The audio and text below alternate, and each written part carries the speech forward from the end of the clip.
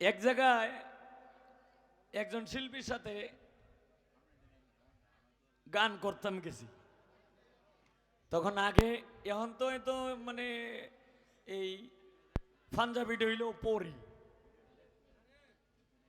কিন্তু আগে কিন্তু পাঞ্জাবি পরতাম না। হয়তো শার্ট প্যান্ট আর না হয়তো হাপাতা গেঞ্জি আর কালো প্যান্ট পিন্দা গান গাইতাম। একজন শিল্পীর সাথে গান, কত রকমের বেশভূষণ ধরিয়া যে আইছে। আমি বইছি একটা মঞ্চে, আমারে ঠেলাইতে ঠেলাইতে ধাক্কাইতে ধাক্কাইতে অবশেষে আমারে মঞ্চ থেকে বাইরেই করিয়া দিছে।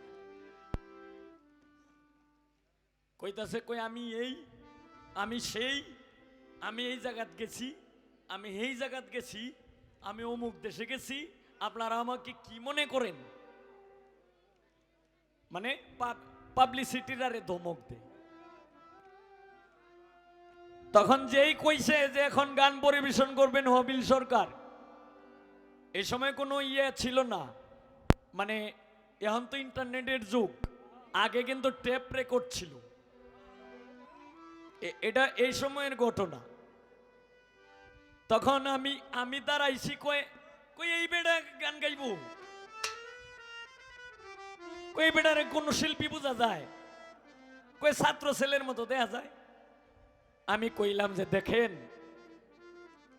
মানুষ যদি আপনাকে ভালো না বাসতো তাহলে এই পর্যন্ত যাইতে পারতেন না। আজকে মানুষ ভালোবাসে বিদায় আপনি এই দেওয়ান, নাম কইতাম না, মানুষ আপনাকে ভালোবাসে বিদায় আপনি এই দেওয়ান। আর নাইলে দেওয়ানকে লেগিয়া আরো কিছু হইলেও মানুষের চিন্ত না, জানতো না। আমারে যে হবিল সরকার ডাকে, মানুষ আমাকে ভালোবাসে বিদায়ী আমি হবিল সরকার।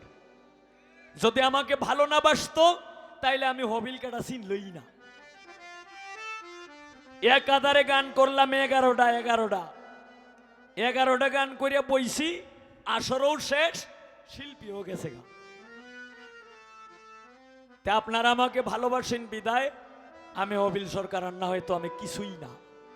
তা আপনারা যেটা বলেন এটা আমি করবো না কেন? অবশ্যই করবো।